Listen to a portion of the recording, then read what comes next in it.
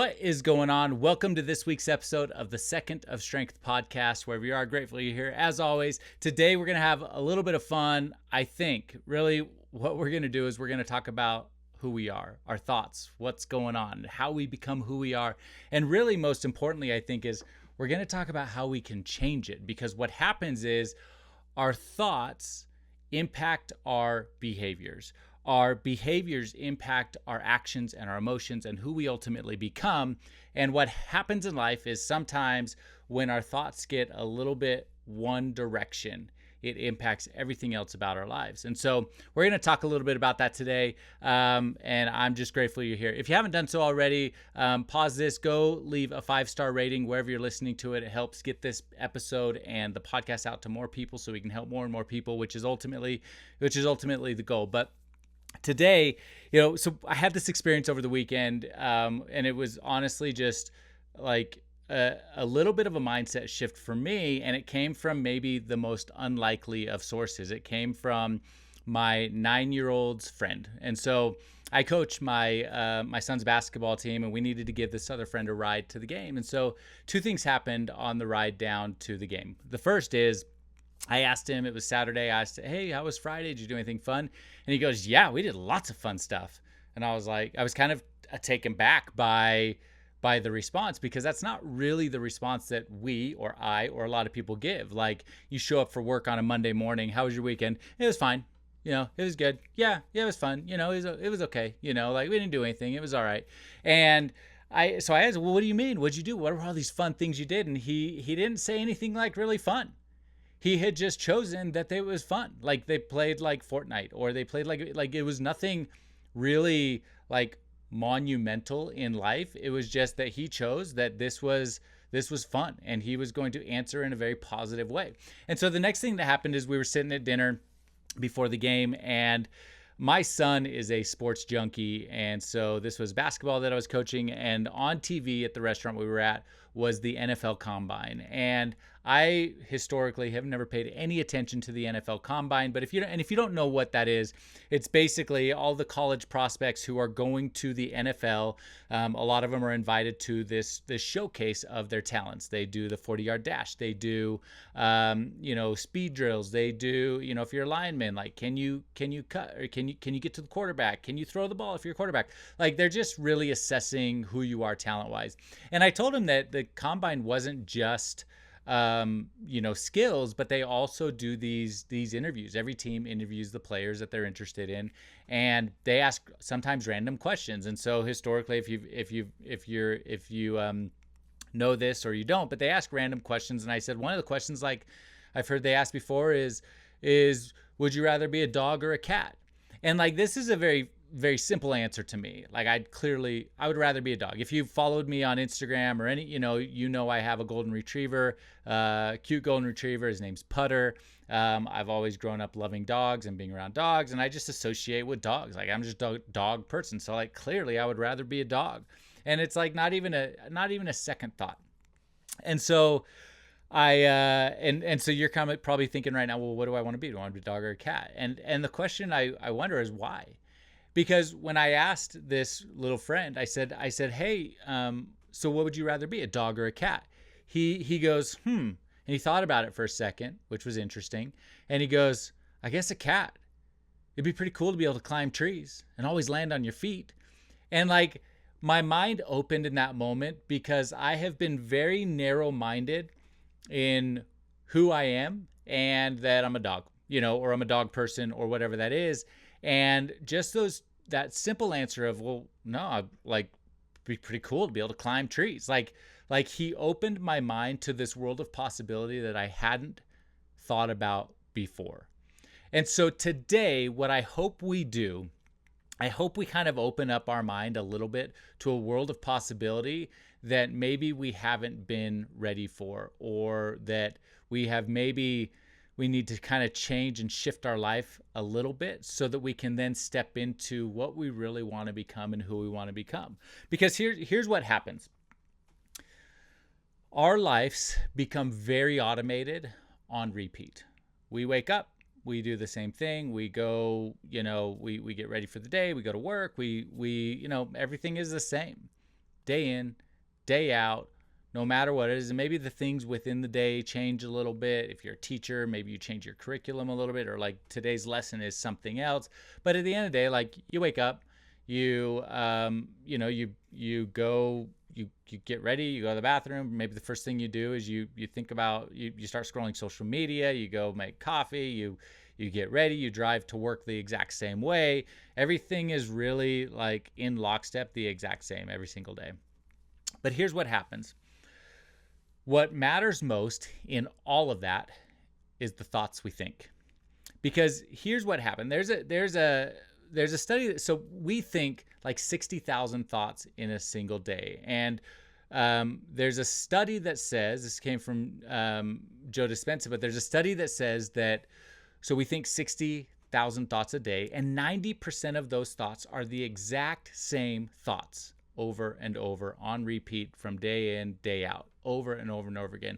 Well, if we are thinking the same thoughts every single day, that means that we are behaving the same day in and day out. And when we have the same behaviors, you can picture kind of a circular motion on this, but when we think the same things day in, day out, 90% of our thoughts, and it makes us behave the same way day in, day out, and that forms our experiences, and the experiences that we have because of our thoughts and our behaviors form our emotions, and then we feel these emotions that lead to the exact same thoughts that we have been doing the same way over and over and over again every single day.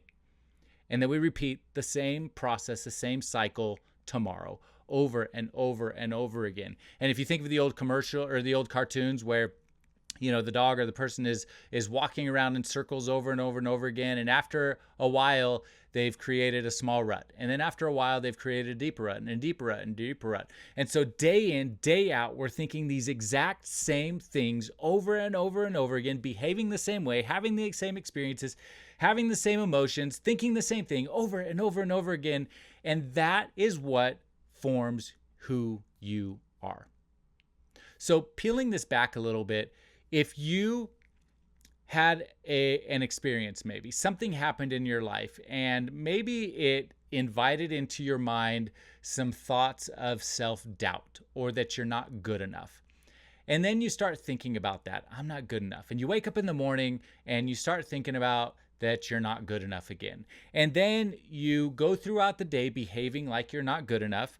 And it shapes your experiences that reinforce that you're not good enough. And when those reinforcements come, you start to feel in your heart that you're not good enough. And the next day you repeat the cycle, you're not good enough.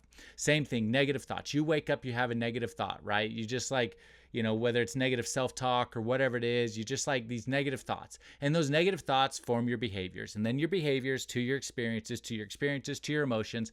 And now all we think is negative thoughts every single day, day in, day out. And we've got in this rut. And when we get in this rut, those negative thoughts form a negative identity. Our identity is the combination really of your thoughts, your behavior, and emotions. And we form this identity. That's who we become because of the rut and the pattern that we've been walking every single day. And when we form this identity, now we start to see it as personality. And when we feel it and see it as personality, it becomes our life. And this episode is not to be doom and gloom and like, oh man, like, yeah, but hopefully, I hope you're seeing some patterns. You're seeing some patterns in your life that are causing some of this on repeat over and over and over again that is happening. And so what has to happen? If you want to change that, you want to change the autopilot that is going on, get out of the rut you've been walking on, we have to change our thoughts. Because we just saw that thoughts become our behaviors, and it's the start of this circular cycle that we're going through. So if we want to change our personality, to change our identity, to change our life, to change our emotions, our experiences, our behaviors, we have to change our thoughts. We have to begin to start changing the thoughts that we think about ourselves and the thoughts that we think about our life and the world that we live in, because if we are constantly thinking about the negative of the past, then we are constantly living in the past. And so the way that we have to do this is that we have to be very crystal clear about the future life we want, and the things that don't fit into the future we want have to go away. So whatever you want to be, for me, as an example, like as a motivational speaker, I envision speaking on, bigger stages, arenas, like that's the path that I want to be on, that I'm on. Well, to do that, I've got to walk away from the things that are holding me back or keeping me in the rut from that. For you, maybe it's just the simple idea that, you want to be a more positive person. You're thinking negatively. You've been the victim of every circumstance and everything that happens in your life. You're playing the victim mentality and the victim role. And it's time to walk away from that and step into a greater potential. Well, then we have to envision the life that we want. Set that vision for your future. And that vision has to be greater than anything that is holding you back in your past. And when the vision is greater in your future, then you can set up, and I want you to do this, write down all the things, the negative things, all the things that are holding you back, those behaviors and things and thoughts that are keeping you where you are. Write them down, because what has to happen for you to change your thoughts, we have to set a goal in the future, and then we have to be acutely aware of the negative thoughts that are in our mind that are keeping us where we were. And when we can be really crystal clear about the thoughts and aware of the thoughts that are in our mind keeping us where we are, then we can get them out of our mind and replace them with different thoughts that will point us towards our future, so that we can then behave in a way that is going to help us be better and realize that future. And when we behave in that way, because our thoughts have now changed, then we will have experiences that reinforce the new life that we are pushing to have. And when we have those experiences that reinforce the new life we want to have, you'll start to feel emotionally and reinforce that those behaviors, those experiences are the new you. And now when you wake up tomorrow morning, and you've repeated this cycle, you've started a new habit, a new rut, a new pathway of positive reinforcement towards your future best self that will change you and everyone else around you. Does that make sense? Like, I want to unlock that in your mind, because whatever you have been through, whoever you have been, whatever I've gone through in my past, whatever, chains or thoughts or negativity, whatever things have held me back, the things that have held you back don't have to hold you back anymore. You can let go of them. But you've got to be acutely aware of the new life you want to have and walk away from the things that are holding you back. And you can do it. And I think a lot of people are really holding on to some deep things, some deep traumas, some deep things. And we've got, we blame our parents, we blame, other people, we blame our work, we blame all these things, these circumstances of life that have put us into this situation that we're in. But the reality is all that did, that moment in time, was it created a moment in time that we latched onto, and it made us think differently about ourselves, which caused us to behave differently, which caused us to have different experiences and different emotions, and then we repeated the cycle and over and over and over again. And it's got to break. It's got to stop. You have the power to stop that. And so, I talk a lot about your 1 second of strength. You have the power in 1 second to break the cycle over and over and over again, to walk a new path, to change your life by changing your personality, by changing your identity, by changing your thoughts, your behaviors, your experiences, and your emotions. So wherever you're at today, take this little piece. I hope for me, this concept is a brain unlock for me. It is something that has just by hearing it and understanding that cycle and that repetitive nature of life, just by hearing it, changes the way I think about myself and my future. And while you've been listening to this podcast, I hope that you've had like little nuggets of thoughts, little things that you've gone, oh, I should change that. Write that down. Oh, I want to do that. Oh, this is the vision I want for my life. Oh, this is how I need to change. These are the negative thoughts. Write those things down, because we need to be aware of the things in our lives that are keeping us where we are, so we can get away and move to where we want to be. So write those things down, because the future best version of you, the version of you that's been calling to you, the version of you that's in your heart, that is deep down, even if it's been suppressed by the ruts that we walk over and over again, whatever that is, it is still there calling for you to let it out, to walk a new path. And you can, and you will. And I know you can, because I've seen this thousands of times before, and you are a person who has that capability. But it might take some uncomfortable conversations with yourself. You might have to deal with some emotions. You might have to get a little bit uncomfortable, because what happens is when you choose to walk this new path and this new vision and this new life and change your thoughts, it is going to be uncomfortable. And your brain is going to default towards safety, because that's what our brain does. When things get hard, we look for easy. But you can't do it that way.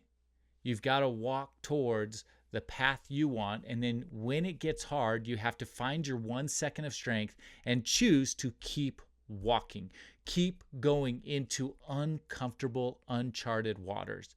And when you do that, you'll realize that you are strong enough to do it.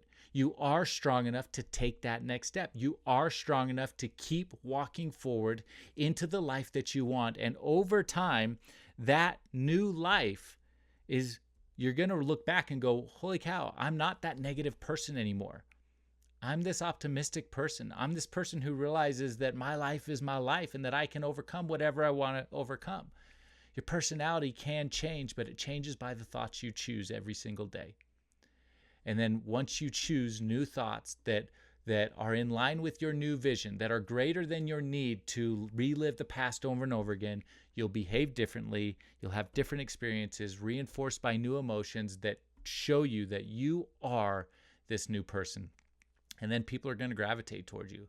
People are going to feel you radiating all of that good, all of that greatness, and more opportunities and experiences are going to come.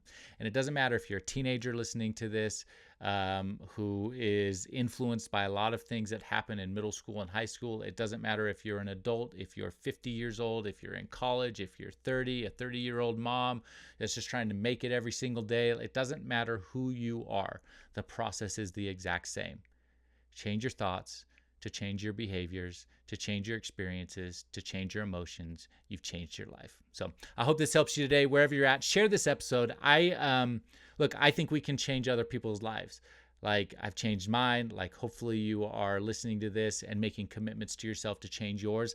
Let's change other people's lives. Share this with one other person.